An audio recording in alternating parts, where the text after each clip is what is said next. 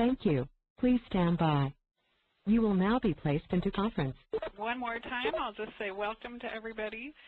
This is the webinar on Students as Colleagues, and we're just giving people a few more minutes to sign in before we launch into the conversation.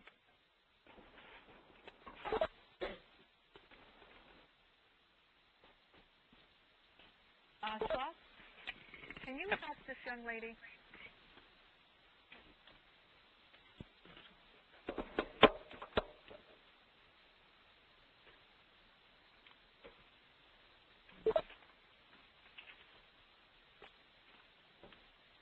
All right, I think we'll go ahead and get started.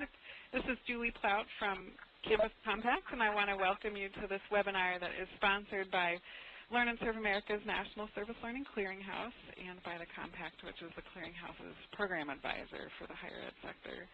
And we're focused today, as you know, on college and university students as powerful service learning leaders in various ways, as staff in service learning centers or community partner organizations, as partners for service learning faculty, and as academic entrepreneurs.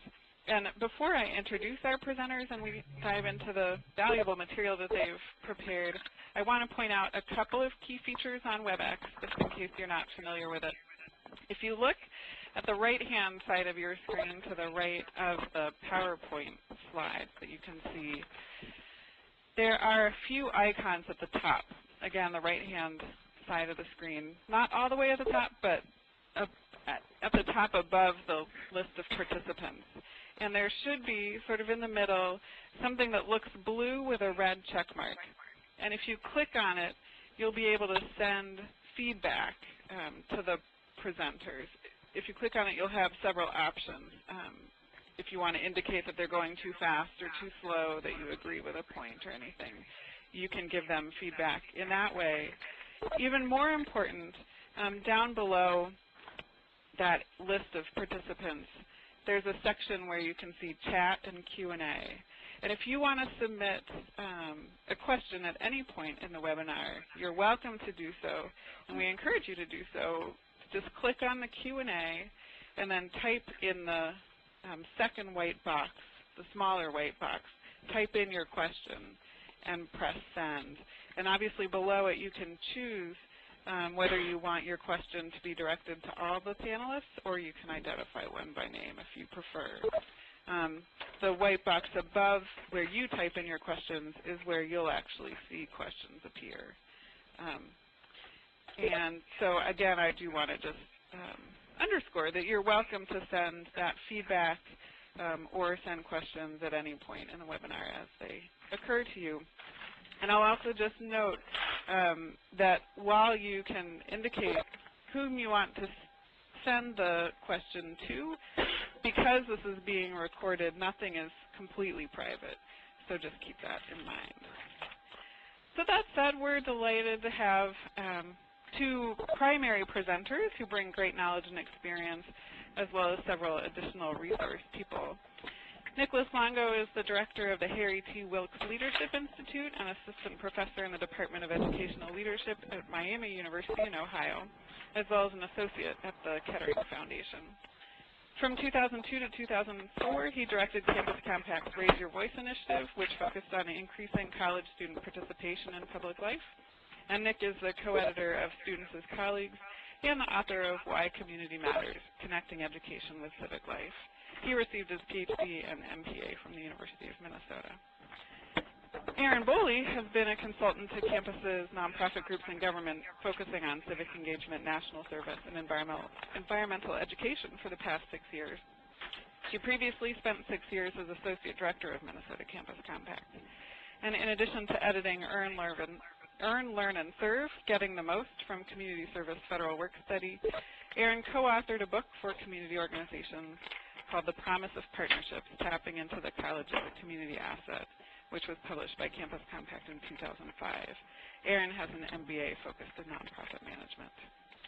And Nicholas and Erin are joined by several other great resource people. As I mentioned, we have Danielle Addis, a former student leader at the University of Massachusetts Amherst, who contributed to the Students as Colleagues book. Josh Young, director of Miami-Dade College's Center for Community Involvement, who also contributed to the Students as Colleagues book.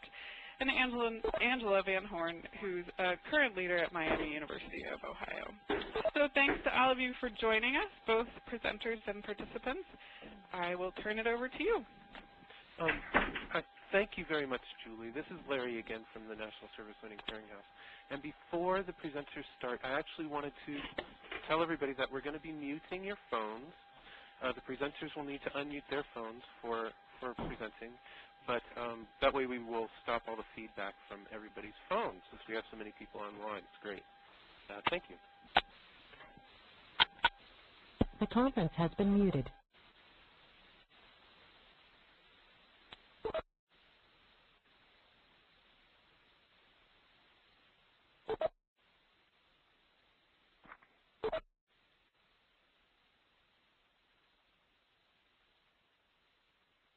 This is Erin. Can you hear me? Yes, I can hear you. This is Nick. Okay, great. Nick, I can hear you too. Just wanted to make sure we were both heard. Great. So are we ready to get started? I think so. Okay, great. So this is Nick Longo, and Erin and I are so happy that everyone is on this call, and from people from all over the country and different types of institutions. And we're also joined, as Julie said, by 3 other folks who are going to help us look into and address this question of students as colleagues. So we're joined by Josh Young, Angela Van Horn, and Danielle Adis. And let me just start by saying that, this is the idea of students as colleagues is very much where the service learning movement both needs to go and is going, but it's also very much where the service learning movement has been and started. So we, as Erin and I were talking about this, we both realized that, both of us got started in this work as students. I now, worked at Campus Compact and have done different types of work engaging students, but it started, and my passion started as a student, as an undergraduate, where I realized through service learning that I didn't have to choose between wanting to change the world and wanting to be a good student. And I think that's an experience that students from around the country have had. And it reminds me of this quote, as Erin and I were talking about this, her experience at Macalester and mine at Providence College, that this T.S. Eliot quote, which is, "We shall not cease from exploration, and the end of all of our exploring will be to arrive where we started and know the place for the first time." And in some ways, when you look at the history of the service learning movement, this quote embodies the role that students have played. So we wanted to start by talking a little bit about why this idea, why students as colleagues.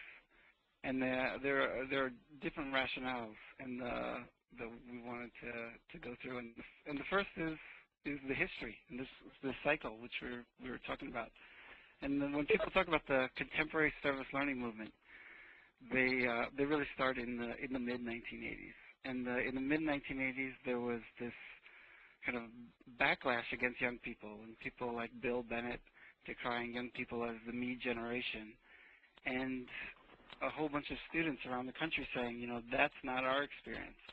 And that's what led to Wayne Mizell doing a walk down the East Coast and starting COOL and Campus Outreach Opportunity League and the COOL conference and all the great work that they did throughout the 80s and 90s and to today in different venues now.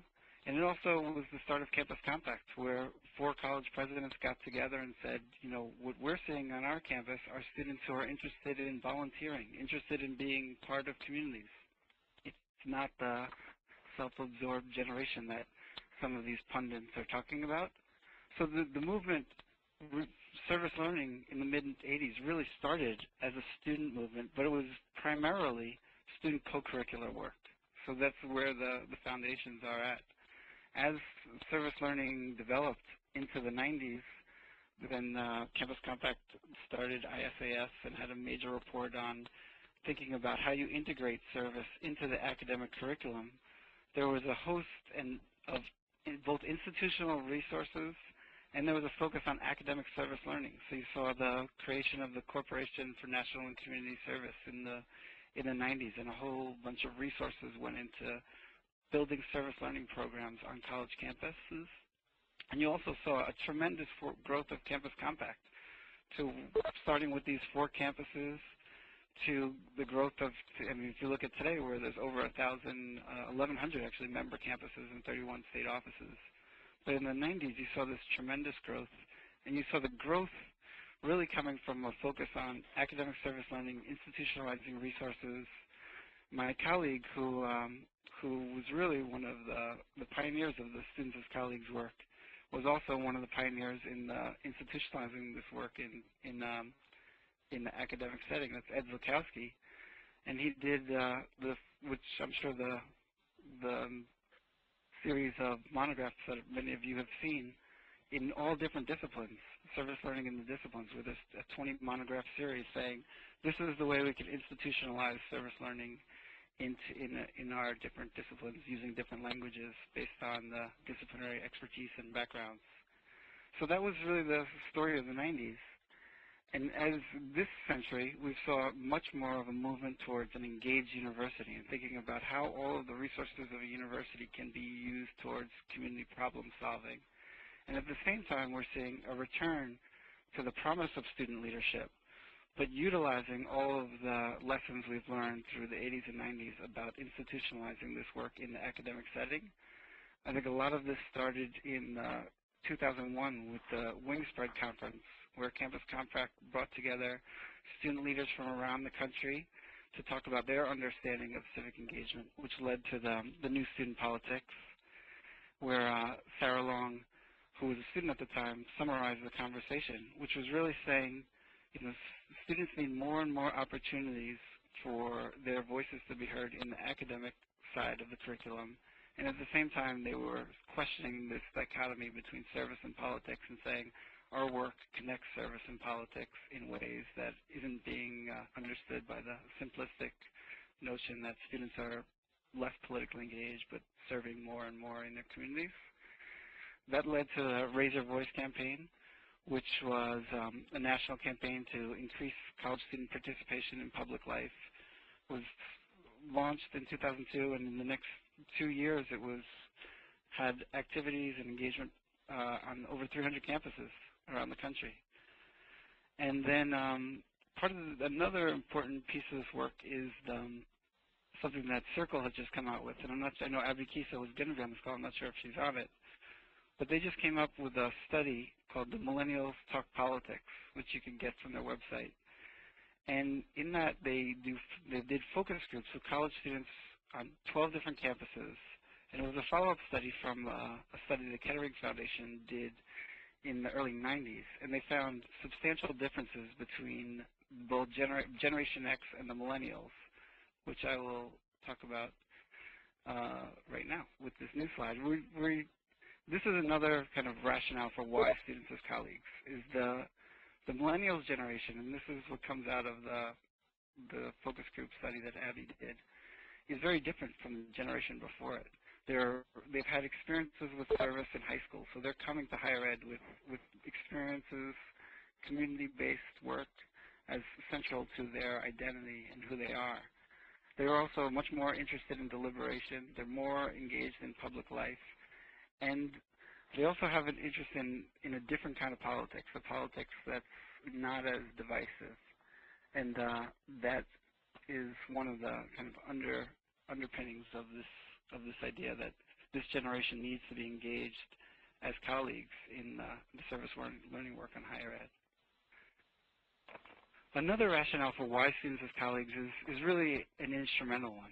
And this is, you know, when you talk to people around the country, especially folks that have been doing service learning for a while, some of the advanced centers, what they'll say is, you know, we've got really strong community partners. Our center has advanced on campus, but we're at a point now where we're not going to get more resources. You know, we're not going to get additional staff people. So there's really an instrumental rationale for involving students in leadership roles in the curriculum work, because there's an untapped resource that frankly doesn't cost the university much money. The other kind of instrumental reason is that there's on campus all around the country, there's this divide between academic and student affairs, and the the students as colleagues idea, the idea of students being invited to be partners in the creation of academic service learning is one of the core opportunities to not just talk about how academic and student affairs can partner, but to give real-world examples and to really actualize this idea of the development of the whole person and connecting students in class and out-of-class experiences. And the next rationale for why students as colleagues is really the inspirational. Both the connection between democracy, epistemology, and pedagogy. I mean, the work of engagement on campuses, and if you really want the higher education to be involved in the revitalization of democracy, you can't see students as consumers of knowledge. They have to be producers and co-creators. And it's one of the things we see in this quote from the Oklahoma Student Civic Engagement Resolution, where they talk about, we declare that it's our responsibility to become an engaged generation with the support of our political leaders. And they challenge higher education. And I'm going to actually try to see if this works. To educate future leaders about their civic as well as professional duties. I'm trying to highlight, but it's not working. We urge our institutions to prioritize and implement civic engagement in the classroom, in research, and in service to the community. So these students really get this idea that the promise of democracy requires higher education to give them meaningful opportunities on campuses to be leaders. So the same time, in epistemology and pedagogy, it's essential for students to play leadership roles. There's this is just a different way of knowing. We can't rely on a single source of knowledge. I mean, this is very much the foundation of the service learning movement, the idea that learning in community and community knowledge is just as valid as learning in the classroom. And it's the same idea with faculty and student expertise, where everyone brings different experiences that have to be equally valued, even if they're different. And we have to create opportunities for students' experiences to be part of the knowledge creation. And finally, the idea of pedagogy. I mean, it's simply giving students real leadership opportunities is just a better way to learn.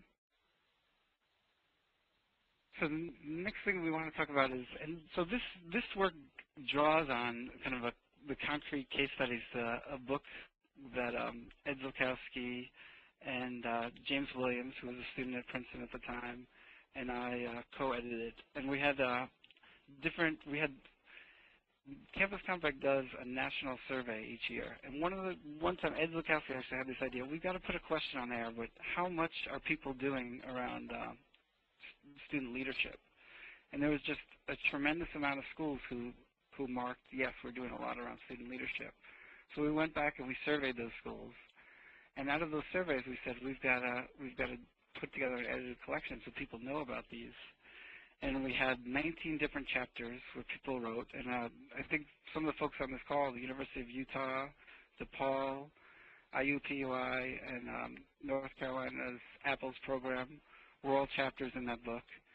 And these are kind of some of the promising practices that we put those 19 different chapters. And then there were so many different great things going on. We also had 12 different vignettes, so just short little sections that describe some other programs around these ideas about how you identify student leaders, how you do ongoing training with student leaders, how you, and this is part of the instrumental part, but how you think about students as staff members of your service learning program, how you do genuine faculty-student partnerships.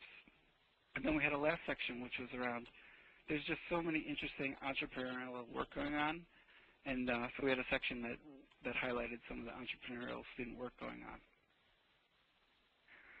The first section, I'm going to quickly talk about this, because this is the key, is identifying students.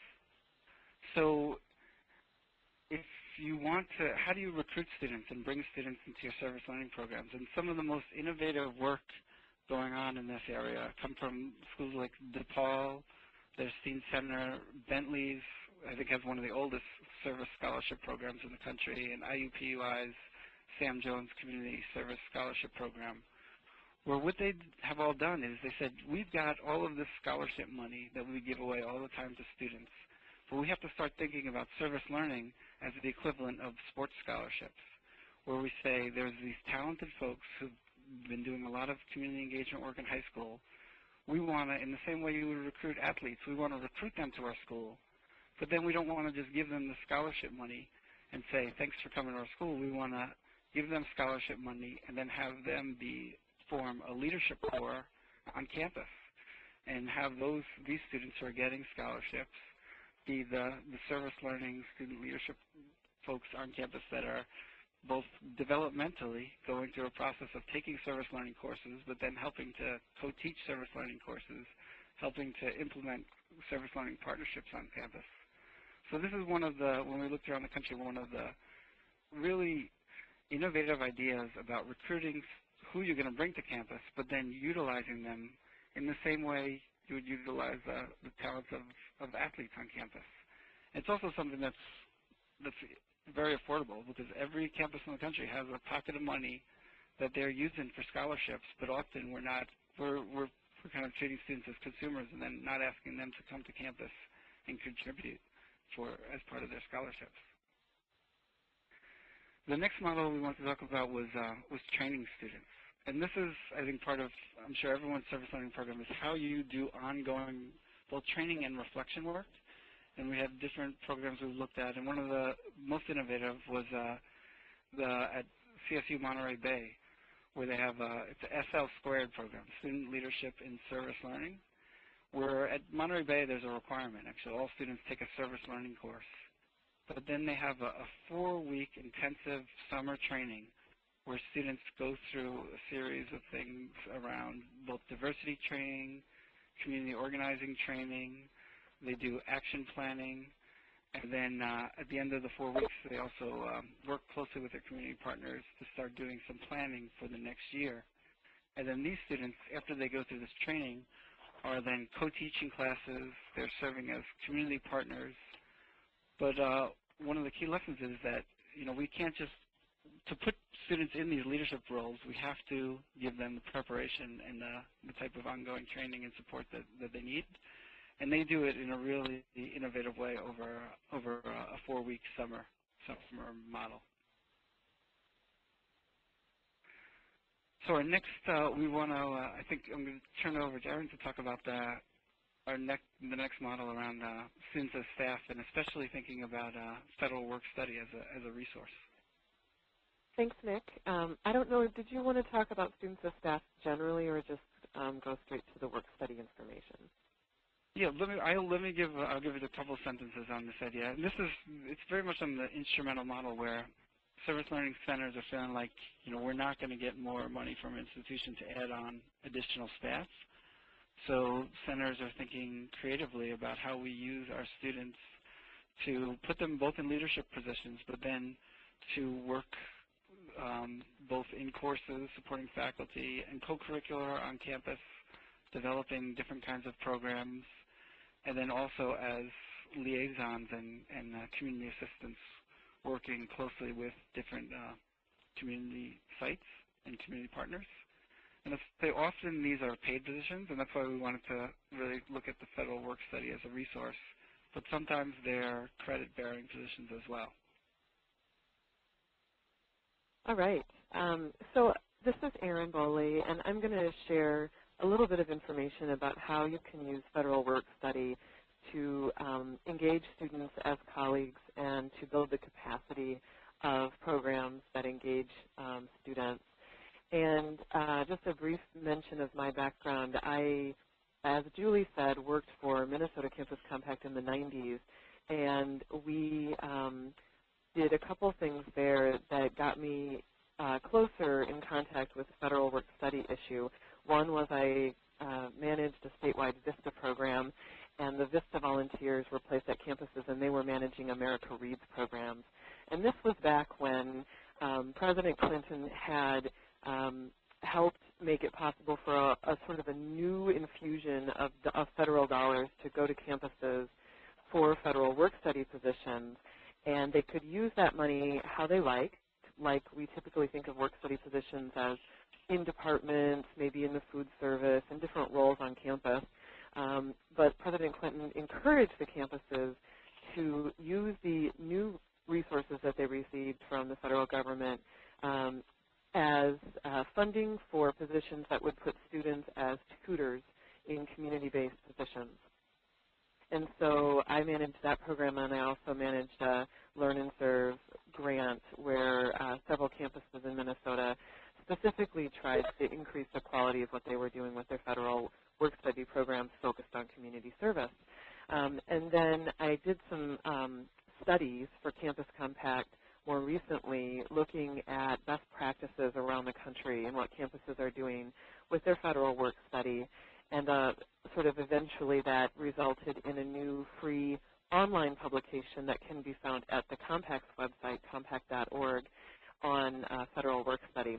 So if the information that I'm sharing today is confusing, or if you have additional questions, you are welcome to contact me later, because I'm going to not spend a lot of time talking about the details of federal work study, though they are very confusing for many. But take a look at that new online publication that the Compact has put together and that I edited for additional technical information.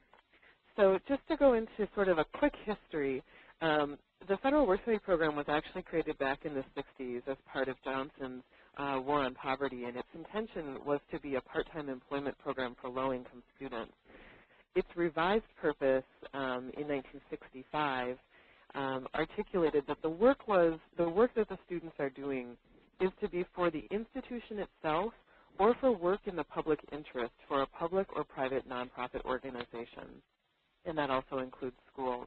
So back in the 60s, the purpose of the program was already articulated to be one for the institution of higher education and for institutions in the community. Community service is broadly defined as human betterment and community improvement, so that's a pretty big umbrella. And by 1995, the first requirement for campuses to actually use some of the funds they receive for community service positions was created. It was originally 5%. It's now 7%.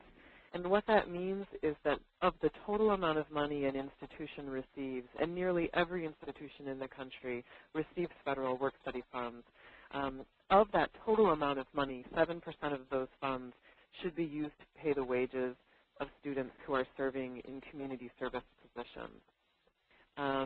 Even though that the requirement is 7%, the actual national average is 15%. So that's just to give everyone sort of an indication that many institutions do go above and beyond the 7% requirement. And Nick, you can go on to the next slide. So just to give you a sense of what a tremendous resource this is, in case at your institution you aren't already doing very much with it, in 2006, Federal Work Study supported 128,000 students engaged in service at over 3,000 campuses. And so that essentially makes it one of the largest and it is probably the most prevalent way that students at campuses today are engaged in service, even above and beyond academic service learning. Because all of the institutions are required to use some funds this way, it's just very widespread. So what do the students do who are in these community service positions? They provide direct service, such as tutoring, like the America Reads example I gave, and pretty much any kind of role at a nonprofit. There are some limitations, but the allowance is pretty broad for all sorts of different roles to be played at schools and nonprofits. Then what is relevant for today's conversation is the fact that students may also provide coordination, such as serving as a site liaison, and by that I mean they might be sort of assigned or identified closely with one or a small number of community partners of the service learning or civic engagement program, and they serve as the person on the ground at that site who really knows what's going on, who understands the needs, who maybe helping keep track of other student volunteers and service learners at that site. That's one example of coordination. They can serve as service learning assistants, so assigned to particular faculty members using academic service learning. They might be doing something similar where they might be the person who is spending some time at the community partner site, seeing how things are going for the service learners. Students might also provide coordination in the service learning or community service office or center on campus, such as coordinating a particular issue area, such as children or women's issues or the environment. So those are just some examples of coordination. And for those for whom this is news, for those who think that in order to have students serving using their federal work study or maybe even their state work study jobs in the community that they have to be providing direct service, I'm going to read to you literally from the federal government's guidelines for operating a federal work study program. To be considered employed in a community service job for federal work study purposes, a federal work study student does not have to provide direct service. The student must provide services that are designed to improve the quality of life for community residents or to solve particular problems related to those residents' needs. The school may use its discretion to determine what jobs provide service to the community within the guidelines provided by the statutes, regulations, et cetera. So I know there are many examples already out there of ways that students are essentially providing additional capacity as part-time staff for service learning and civic engagement efforts. And I hope that this gives you some ideas about more that can be done with that. And I think that I will just leave it at that, and you can see the link on this next slide at the bottom that gives you the link to the online publication that goes into much, much more detail. But it's a great resource. And one of the things that I worked on in the past couple of years for Campus Compact was a set of principles of best practice for federal work study. And those who are familiar with principles of best practice for service learning will see a lot of similarities. There are 10 principles. Here are 3 of them. The full list is available at the Compact's website. And there's also a companion piece that is an evaluation tool called the Developmental Matrix. For each of the 10 principles of best practice, you can determine where in development your institution is around its federal work study for community service. And that's just kind of a self-study, self-assessment kind of tool. Here are 3 of the principles that relate directly to work with students. I really do encourage institutions to integrate their community service work study in efforts into the institution's overall civic engagement mission and programs, and not to have the federal work study element of your community service kind of hanging off on the side, marginalized from the rest of what you do with your civic engagement work. Really use it as a tool that can be central to helping engage students as coordinators and in direct service roles. And then there are also additional principles that I'll just let you read since our time is short. But I think that's where I'll leave it. I'm really happy to say that the new publication that is online from Campus Compact has 17 articles that were written by practitioners in the field, covering a real range of models and ways that institutions use federal work study, both for student leadership and for building the capacity of programs to form partnerships in the community and to reach out to faculty and other things. One of the people who wrote an article both for the federal work study publication and also for the Students of College book is Josh Young, in partnership with a number of students at his school, Miami-Dade. And so I'd like to turn it over to Josh to talk a little bit in more detail about the Student Ambassadors Program. And Josh, are you on? Yes, I'm here. All right, great. Thank you. Okay, thank you, Erin. So I'll be brief. I'm just going to tell you a little bit about the nuts and bolts of what we do at Miami-Dade College with our Service Learning Student Ambassador Program. We've been developing a service learning program for 14 years. We initially had some Learn and Serve grants. We've been institutionalized since 2000, fully funded by the Miami-Dade College. And I have to say the key to our success, if I had to pick one thing, has been our Service Learning Student Ambassador Program, and basically that's using community service federal work study students to help run the program in pretty much every aspect of the program. They've contributed to the development of our program, the growth, and definitely the sustainability. And I couldn't imagine, none of us could imagine running the program without our student ambassadors. I think all of us involved in service learning know how labor intensive it is, and also, as Nick said earlier, we never have enough staff. So again, our students have been the answer for us. From the beginning, probably 2 years into our history, that's when we started the Student Ambassador Program. And when you think of the labor-intensive nature of service learning, and I'll just list some of the things here that our students help us with: intervening when problems occur, which they inevitably do, when the messy work of getting students engaged in the community, making class presentations, cultivating and maintaining community partnerships, providing faculty with ongoing support, regular progress reports, helping recruit faculty, helping at professional development workshops for faculty where our students give the student perspective and give their testimonials about why they think service learning should be something that faculty consider using. The students do a lot of placing students who come to our office who are looking for where to do their service learning project, and our student ambassadors counsel them, help place them, helping students complete the required paperwork, preparing end of semester reports, preparing thank you letters and certificates, helping organize celebration recognition events each semester. And then a very important role is just speaking on behalf of service learning, advocating, speaking to the Board of Trustees. I had mentioned faculty, community partner workshops, helping with class presentations. So currently we have about 15 community service federal work study students assigned to our various offices. We have 8 campuses here. And they get training and professional development. Each campus has a campus director. And the student ambassadors are really the staff and help run the program.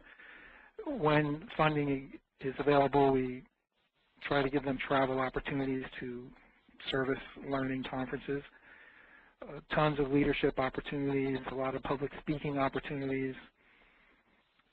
Our full-time staff, our limited number of full-time staff, cover multiple campuses, so the student ambassadors really have tremendous responsibility. They actually have very little time to do their studies, because I know there are a lot of work study jobs where you kind of answer the phone every once in a while and do your homework most of the time. But we tell students when we recruit them that this is not the kind of job. You're really going to have a lot of meaningful work and challenging work and leadership opportunities. We try to recruit students who have experience in service learning, or at the very least who have experience in community involvement and service. I have a student here on the line, Alejandro Amayo, and he's one of our student ambassadors. I think later on, if there's time, he'd be glad to make some comments about how he's grown and his thoughts on the program. So I think I'll stop here. Well, thanks, Josh. So we wanted to, this is about the halfway point, we wanted to stop for a few minutes and see if there are any questions up until this point for either Erin or Josh or myself, or for Josh's student Alejandro. We could probably also take questions. Nick, this is Erin. I know that there were a few questions that were raised in the Q&A section of the window that we can all see. One was, Lena had a question earlier in your presentation about what you meant by deliberation regarding millennials. Mm-hmm. Yeah, and this actually comes directly out of the Millennials Talk Politics report that Circle did. And one of the findings from talking to these students on different campuses was that they didn't like spin. They didn't like the kind of conversation that they tended to see, the kind of crossfire, back and forth, partisan conversations. But they really were longing for opportunities to have substantive non-confrontational conversations about issues. And the focus groups themselves actually were, I think a lot of them said, this is the kind of opportunity we want more and more of. And you think on a college campus there's plenty of opportunity for deliberation. There actually wasn't. It wasn't as much as they wanted.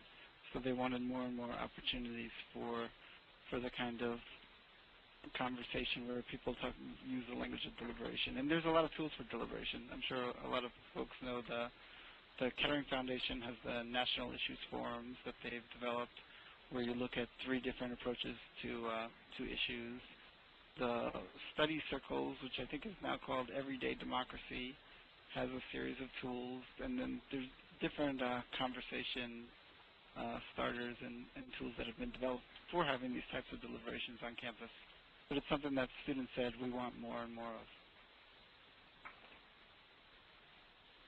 Great, and I see a few people, Ben and Amy, have been using the question and answer. So, Nick, I'll let you read Ben's questions. I think you might be able to answer those best. And I will quickly address Amy's questions, some technical questions about work study.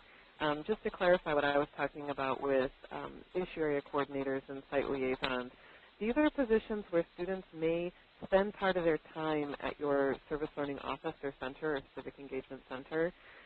But probably also, in order to be considered a true community service position, you need to also be spending some time in the community, checking in with partners and seeing what students are doing while they're in the community. You could probably make an argument for it in a couple different ways, but it's a position that is part of your service learning effort overall, but does need to be pretty active and not just simply serving as the receptionist when someone walks into the service learning center. That would be more administrative and would be something your institution would need to pay for, not through community service funds. And then, students who are serving in these roles really do require additional training and support. These are leadership roles. They're roles that aren't necessarily obvious to students about what they would need to do, and time that you would spend training students can be paid their regular federal work study wages as part of their training. Within reason, they can also be paid their wages while they are traveling to sites. There is no federal money to pay for the transportation like for vans or buses, but your institution may pay for those kinds of costs. And I will leave it at that. Nick, would you like to take any of the other questions there? It looks like Ben has a question about effective ways for high school leadership programs to develop partnerships with college and universities as feeder programs, and vice versa for how post-secondary institutions can partner with high school programs. And this is a great question. And there's a lot of different models out there. Everything from UPenn has made a great commitment to the West Philadelphia schools, and they have community-assisted schools where they essentially use the resources of the university to partner with local schools on whatever their interests and needs are and especially around health concerns and educational concerns. But then at the same time adding to that, and this is what I think the scholarship opportunities. So how can the local high schools be a feeder? And this is more difficult to do, I think, at a school like UPenn than it is to do at especially some of our public institutions, where you can say, Miami University has an access initiative where any student in Ohio can get under a certain income level can come to Miami University for free tuition. But at the same time, we have to develop more partnerships with those high schools so that they do begin to get to know our students and have developed relationships with them, and they see that that's a place that I can go to. And the other great tool is, and a lot of states have this, is the post-secondary option, where when I was in Minnesota, we developed a whole series with both Metro State University and the University of Minnesota, developed post-secondary courses in civic engagement courses, civic leadership courses for high school students, where they're getting college credit and they're coming to the university. And what we focused on was, instead of post-secondary is often used for the students who are high achievers, who are kind of bored with high school and ready to start college early.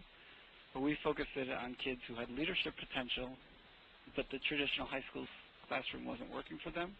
So to get those students taking classes, service learning classes on the higher education campus was a great way to unleash some of their potential and to begin to develop a feeder relationship with some of the local high schools. Great. And Josh, I don't know if you would want to maybe respond. There's a couple questions that I think you might have some good insights on. Monica is asking about if you had to shift funds away from America Reads when you developed the Student Ambassador programs. And also, Melissa asked a good question about when you set up these sort of student scholarship programs and student leadership programs, if you are if a lot of those or all of those types of positions are funded through federal work study, you might be missing the opportunity to engage students who don't qualify for federal work study or who have a different work study job and that they don't want to use their award for your special program. So those are two great questions. Josh, do you have any thoughts for them? Well, we do have an America Reads program. We have great leadership from our president, and I mean, he's told me, you know, he said every president walks the walk, or every president talks the talk of civic engagement and supporting this kind of work, but how many of them really walk the walk and fund it? And people here, and I'm lucky in that way, but people here at Miami-Dade College know that, so they know this is a civic engagement, service learning, America Reads is a priority. So, you know, we've gone to them and said we need X number of students. You're not going to give us another full-time person. You're not going to give us a secretary. And to do this work, at the very least, we need, you know, like at our North Campus, 6 federal work study slots. And we've been able to get the institution to agree to that without taking anything away from America Reads. And I agree. Our model is focusing on the work study students and the student ambassadors, but obviously there's so many that does limit who can be involved because obviously not everyone qualifies for work study. So I think it's important to have a variety of different student leadership opportunities. We've had ambassadors who don't get work study money; they just volunteer. We ask them to put in 5 hours a week and help out as an ambassador. And when we have funds available, we give them a small stipend. So that's one way we've worked around that. I think that's a great point because you don't really want to set up hierarchies or different kinds of expectations based on federal work study eligibility since it is based on family income or student income. So just to be thoughtful about having multiple types of opportunities is pretty key. Although I will say one of the great things that I do hear from students who serve as federal work study students for community service is that they're often students who have to work, and many, many students have to work these days, and they would not otherwise be able to participate in community service or civic engagement experiences as easily if there wasn't an opportunity to do so through federal work study. So that is a great opportunity.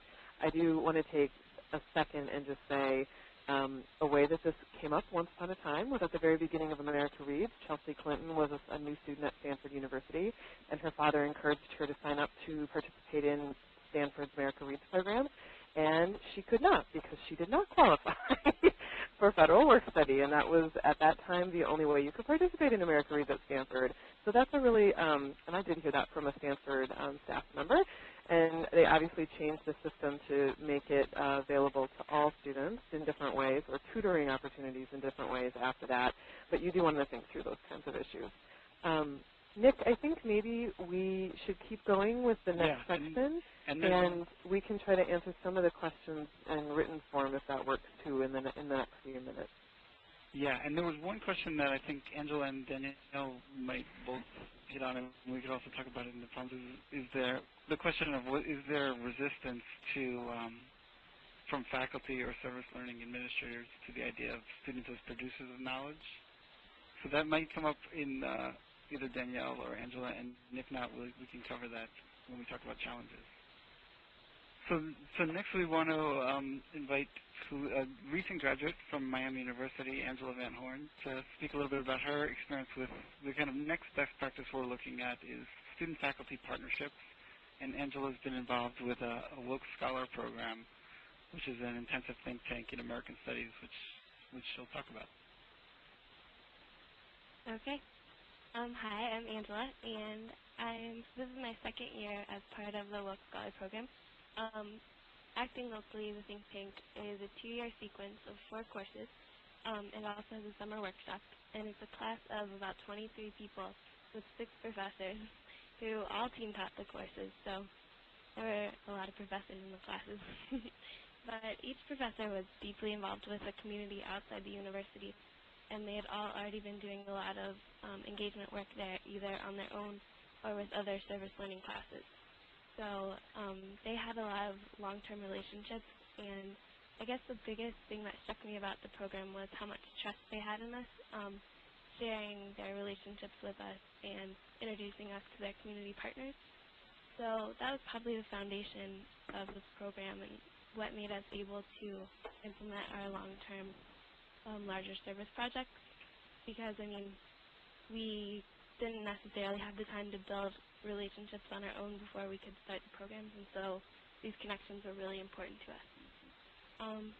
But I guess the downside of that was that sometimes it felt like, and I know at one time or another a lot of the different students expressed this feeling in the class, but sometimes it felt like our experiences were being steered by faculty interests more than our own, and sometimes it seemed that rather than building relationships and learning what was needed in the communities where we were working, we were kind of handed a community partner and an issue to work on.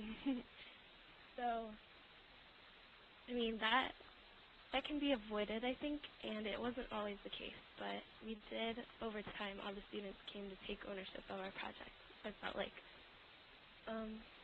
So that brings me kind of to a cautionary note. Students who are deeply engaged in the communities where they're working will have their own ideas about what is best for their partnerships and for their projects. So when faculty members are sharing their relationships and the issues that they care about with their students, they should examine it really carefully first and make sure that it's something that they do want to open up to student work. Sometimes there were issues with our class about, there were issues when, I guess, I don't know, faculty were too, they had different expectations for the ways that problems would be solved, and students had come across their own ideas in the process, and so it led to some tension sometimes. But overall, it was definitely worth it, and every professor expressed their pleasant surprise with the creative projects that came out of this program, and giving students so much free rein with the community partners and relationships really paid off in the end, I think. I think that might be it for me. Okay. Well, thanks, Angela. And we'll have a chance to ask Angela questions at the end as well. We want to next go to another innovative model, and this is a chapter, actually. Danielle was one of the co-authors of the book, and Angela started talking about this idea of kind of some of the tension when faculty let go and lose control of the classroom, and sometimes it's hard for them to let up that control. And Danielle has been involved in a project, well, was involved when she was a student at UMass Amherst with UACT, and co-authored a chapter with Art Keene, and now she is a grad student at the University of Georgia. So Danielle, do you want to talk about your experience with the entrepreneurial program at UMass?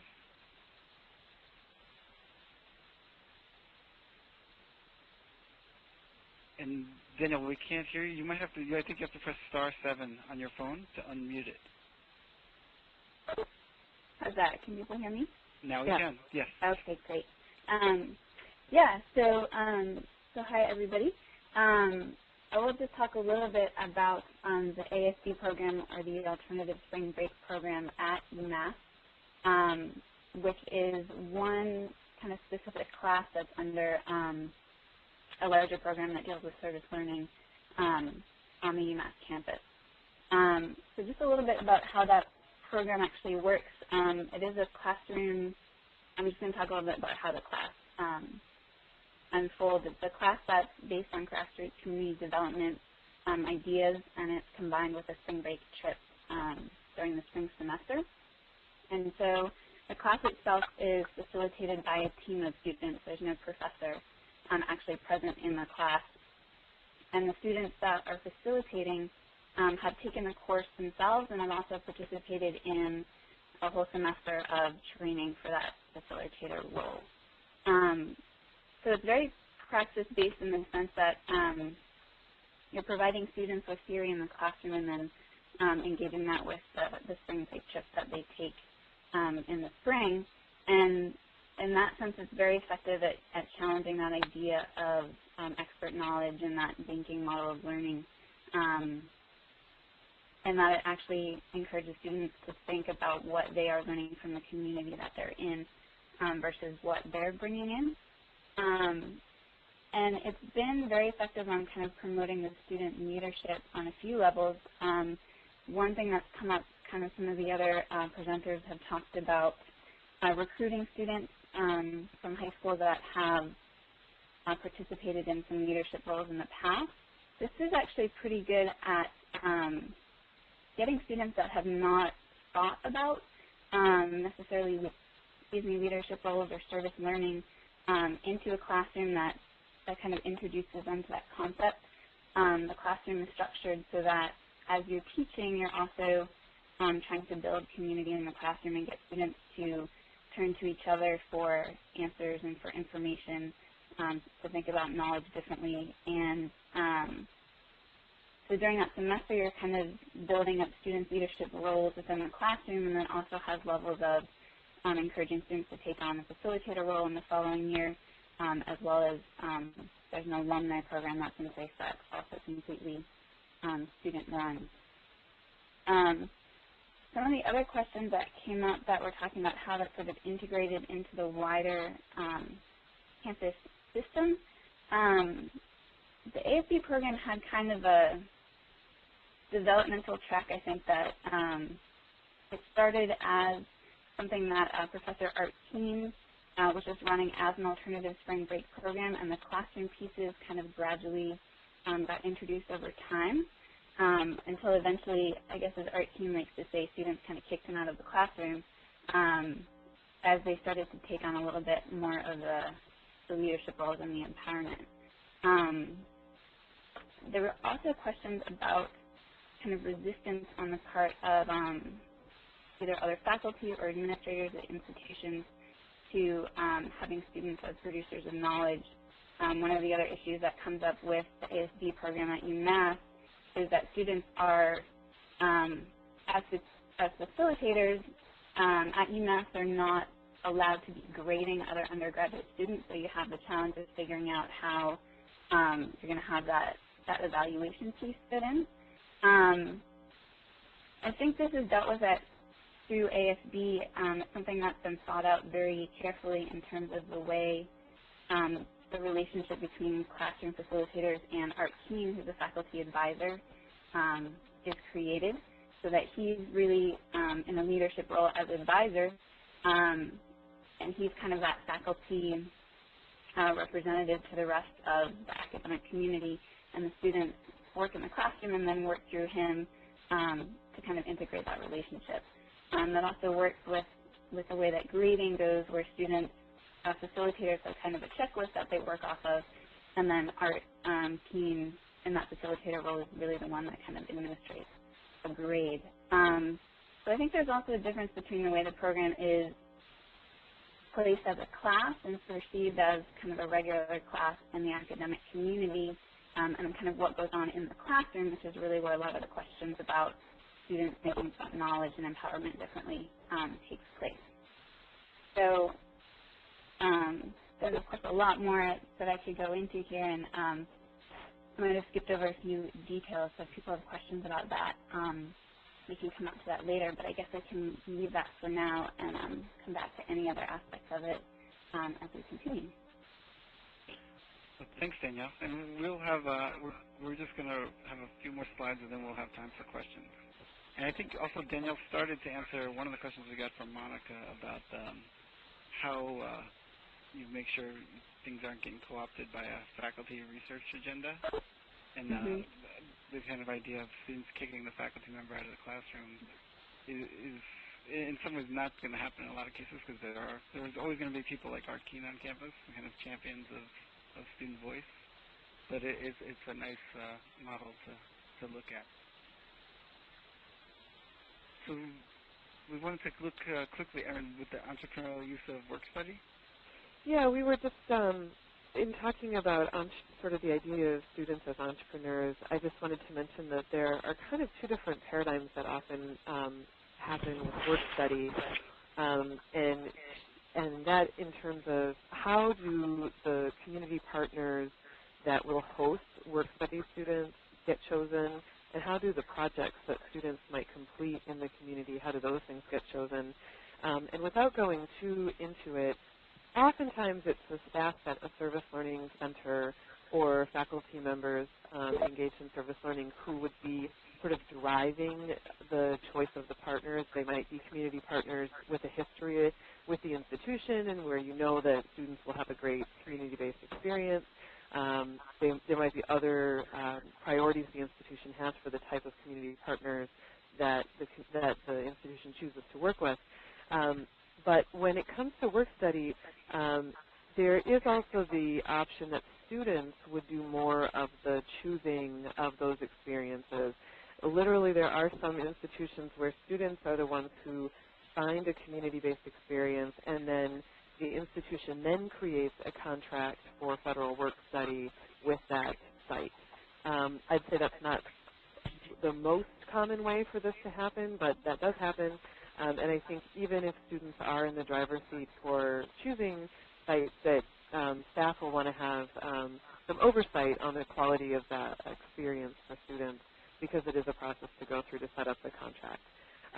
The other option is that students, maybe within a given set of community partner choices, could develop community projects and do them as a work study student based on the student's interest and the community partner's input. And I can see this working well where a student who gets to know a community issue or a community agency because they perhaps are a student volunteer or in a service learning class, want to go deeper with that issue, they might propose to the folks who are managing the Community Service Federal Work Study to set up an opportunity for a semester or for a year to work on that issue, and that might be something that students can be in the driving seat for. So that's all I'll say on that, but I think the next slide that Nick has that shows a model is a good one, pointing out the fact that anytime power is in the hands more of the faculty, more of the students, more for the community partners, and more for the institution, there are certain tensions, and you just want to be really thoughtful about those issues as you're setting things up. Nick, did you want to share anything else about your diagram? Yeah, this is actually something we developed with a few students here. Actually, Angela was one of them, and Stephanie Rail, and another student at Miami. As we were thinking through some of these trade-offs, and I think it's some of the questions we've gotten asked and some of the stories we've heard from Danielle and Angela and Erin are really around, especially this tension between student autonomy and institutional grounding, where if you have work study students who are just going out and being really entrepreneurial and developing partnerships themselves, there's going to be a lot of autonomy, they're going to have a lot of ownership of it, but when those students graduate, are those partnerships going to still exist? And we have one story from in the Students' Colleagues book. Every chapter is co-authored between a student and a faculty except one, which was just authored by a student who's just this remarkable student. But when he graduated, most of the work that he was doing didn't get continued because it was really up here in kind of student autonomy but not necessarily grounded in the institution. On the other hand, when something is totally institutionally grounded, students sometimes feel like they're being co-opted. I think some of Angela's kind of cautions fit in this category. So I think this one though is a trade-off where you have to really think through. I think one thing we've talked about doing is doing audits of our programs, seeing where they're at, and then saying, is that where we want to be, or do we want to move them? Do we want to move them more towards an institutional grounding? Do we want to have more opportunities for student autonomy? The other kind of diagram was around, and this it's not as much of, there's probably an ideal for curricular connection and community partnerships. What we found is often when we do audits of the programs, they fit either much more, you know, in a co-curricular model where, like America Reads, where they're deep community partnerships, or they might have really be grounded in the curriculum, something like our Acting Locally program. This trade-off, in general, and this is something we could talk about, it's probably better to move towards the center. I mean, where you want to be in service learning is something that's, there's genuine partnerships between the curricular and the community, addressing real-world needs, but at the same time meeting course objectives. So on this arrow, it's probably more of a goal to be in the middle. In student autonomy versus institutional grounding, there's real trade-offs that you have to think through for your program. So we wanted to talk, let's very quickly, there's some of the challenge in this is you need to be deliberate about the trade-offs. And the example is the sustainability with an autonomous student model. The other challenge is the unequal power relations. You know, I had one faculty member say to me, you know, it's disingenuous to pretend we are all equal. And I think that's where to really think through what does it mean to have students as colleagues in the curriculum. And we're not saying everyone's the same, but can we get to a point where everyone is has something to contribute? And that's threatening to a lot of faculty. And it's because of this next one, the faculty ownership of the curriculum. You know, you know, service learning is often in a lot of institutions on the margins, and then when you then say, well, we're both going to do community-based work and we're going to give students a central role in this work, you know, some of the very traditional faculty are going to see that as not rigorous enough. And that's why, and I think actually UMass Amherst is the best example of this, where they do so much assessment work, where it's completely student-run courses, but at the same time, they are more rigorous than any other course that I've ever seen. And the last challenge is just the time it takes to involve students. You know, I see that with the administrative work I do.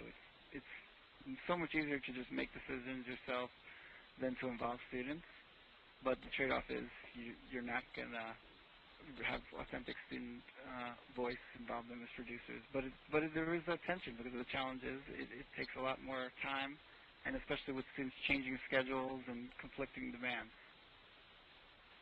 And the last piece we want to just end is a couple of recommendations. One is to, you know, this work to really make it work and to really get the support, it can't just happen on one campus. We have to really think about regional partnerships and think about how we can support each other regionally with student, faculty, staff, teams developing best practices.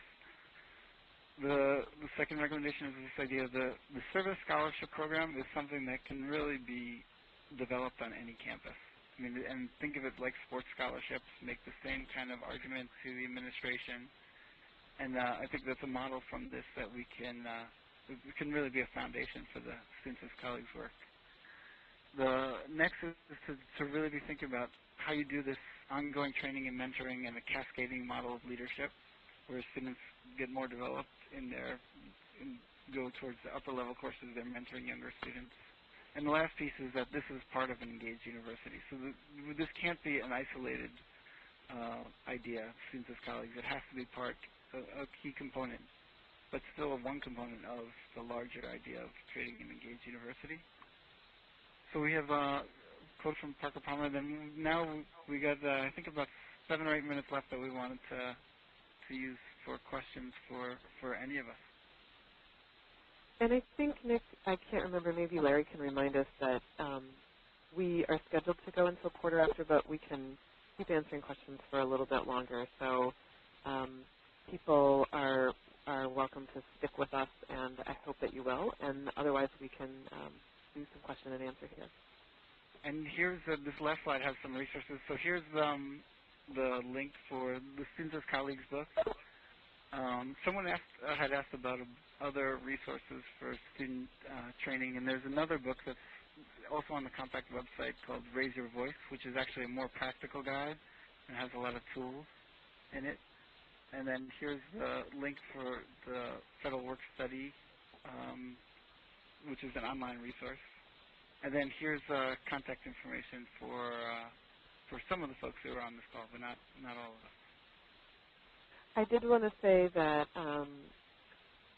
there had been a comment in the chat section that I think was meant for the questions that Laura from Johnson State in Vermont brought up, which is just a great resource that I'm just going to mention. She said that in terms of funding for these positions, and sometimes you might not have work study funds available, or not that all students are eligible for work study, at Johnson State they use AmeriCorps Education Awards to promote student leadership in their programs and students going deeper with their community projects. And I think that the AmeriCorps Education Awards is a great resource, and I don't know if anyone else who's on wants to share any more about that, but I did want to throw that out there as a good resource. And that's a situation where a student would not be receiving a living allowance as an AmeriCorps member, but would be receiving the education award to help pay for their student loans or future college expenses.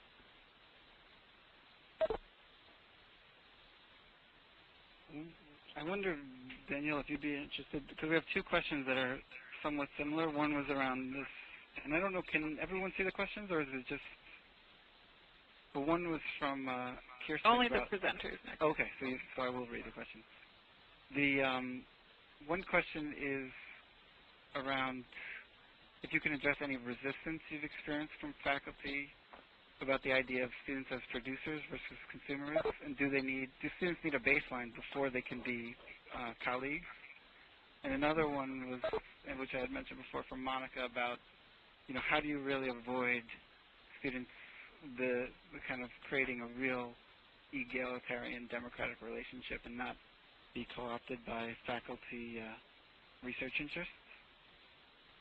So maybe Danielle and maybe Angela, the students on the call, could talk about those. Danielle, you want to? Yeah. Okay. Sure. The question about being co-opted by faculty research interests, I'm not sure if that, I don't know if this program can necessarily speak towards that as much, because students that are in it are pretty much in it committed to kind of a specific classroom format where the work that they're doing is really about encouraging the learning of other students. So they're not particularly driving new initiatives, although I guess I should say is that within that aspect, the students are creating the curriculum. So they're working off of a model, and students that are facilitators are part of bringing in new materials and coming up with new ways to teach it and using new models. So it might not necessarily be about driving kind of a whole outlook, but within that curriculum building aspect of it, there is definitely room for students to be responding to new ideas, new models, kind of current things going on around them that they want to pull into the classroom. So the classroom format itself that way kind of does give a little bit of space for students to bring in the issues that they're concerned with, and I guess that ties a little bit towards the idea of where resistance might come in from faculty members and how students deal with that. Because the way that ASB is set up is it is very deliberately set up, and there's a lot of codification that goes on in terms of how we set up the program and present the goals and the grading to people outside the ASB community. Students that teach are required to have gone through the program themselves. There is an application process to be a facilitator. So that process, I guess, is part of the kind of getting students to that point to show that they have a certain body of work and have a certain amount of participation that puts them into that leadership role. So they do have to go through the process, and then they do have to make the effort and present information about their teaching and their competency and how that's going to translate into their classroom work. And then they do also have a whole semester of training that involves readings and theory and models of teaching and engagement with those questions. Students that are facilitators are responsible for writing responses on a weekly basis. They have a final write-up due at the end of the semester in which they're facilitating. So there is kind of the classroom-based production of papers and work that people expect out of a classroom, and that does come out of this ASD program, and students that are facilitators are responsible for that process themselves.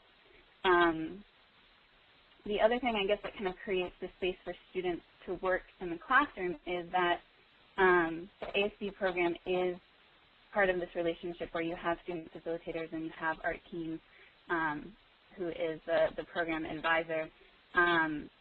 And I think it's really the dynamics of that relationship between the student facilitators and art that kind of allows the space for students to take on the leadership role. And their leadership role in this case really is how they encourage other students to think about education and to think about their learning within that classroom setting. So I think it's very much kind of that space that they've been given, and that's kind of where they get to exercise a little bit of that, of the ideas that are somewhat different than exist in a normal classroom. I don't know if that quite answers that question. Just quickly, there are a few ways in which evaluation is done at the end of the semester. The grading is set up according to a specific rubric. There's a number of guidelines that students in the class have to go through. They have responses due on a weekly basis. There's a lot of production of their written work that is available and is there to present to other faculty as evidence of what's going on in the classroom.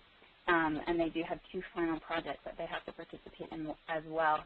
So there is a lot of production of this work that gets done to kind of deal with the expectations that an academic institution has, even when you're dealing with an unusual model. Can I just add a couple of things to that, Nick? Yeah. I really agree that, especially after 2 years, our program left a lot of space for students to express their concerns too. And the issues that I was talking about, a lot of them happened more at the beginning because we were trying to figure out just how to run this partnership. But eventually the students really did take ownership of the project, and although they weren't necessarily generated by us from the beginning, we really did, you know, work with the faculty partners and come up with compromises and come up with our own ways to solve the problems that we saw.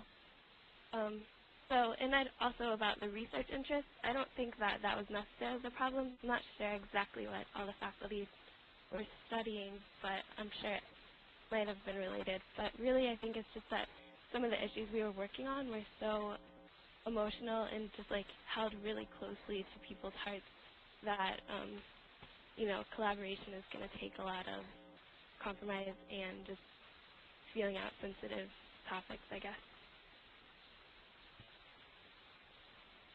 And I'll just invite, in closing, Alejandro, are you still on the call? Did you have comments you'd like to share on this issue of sort of the working relationships between faculty, staff, and I think he had to go to, he had a 3 o'clock class. So, sorry about that, Josh. No, sorry. So Nick and Erin, any closing comments? Are you there, Alejandro? I don't want to sound like we're just advertising these publications, although the one that I helped with is free, so I feel a little bit better about that. But a lot of the technical issues that kind of came up in the question and answer I know can be answered by looking further into the topics. And I know that I'm personally, and I know Nick feels this way too, available to be emailed and contacted with additional questions. Nick, did you have any last sort of wrap up? Alejandro actually is here, but maybe you want. Alejandro, do you want to add something from your perspective? You said you want to answer, you can start talking. Just sort of to add to the conversation of sort of the relationship between the students and the actual staff here at the department, it's really more of a give and take relationship where you have a situation where not only is the institution contributing to students' development and growth, and not only academic but different social ways, but also the students as well contributing to the department, where you have a situation where they're bringing new ideas and other things as well. Sorry. And really it's giving opportunity to them to bring fresh ideas to a sort of different way of doing things that really is going to attract a large number of different students and really bring relevant mediums and things of that nature. So just sort of to add in that little thought. Great. And I think that, that brings us in some ways full circle back to the various reasons for engaging students as colleagues, that it's not only instrumental in building the capacity of service learning offices, but it's practicing what we're advocating in terms of revitalizing democracy and building respectful collaborative partnerships in which all people are able to contribute what they have to offer. So I just want to, on behalf of the National Service Learning Clearinghouse and Campus Compact, the program advisor to the Clearinghouse, I just want to thank the presenters and all of you for participating in the webinar. And I want to note that this is the first webinar that we have done together in this way, and we would very much appreciate your feedback. It will not only let us know what you appreciate about this event and what you would recommend changing, but it'll also shape future programming. So all of you who registered ahead of time will receive an email with a short evaluation survey, as well as the materials from today's webinar. And also, again, just reinforce what Erin said earlier, that you have the contact information for Erin, Nick, and myself. And also, just note that Kevin Days at the Corporation for National and Community Service does have a specific focus in part on community service federal work study, and he's also very much of a resource for anyone with questions after we close today. So thanks very much, and have a wonderful afternoon.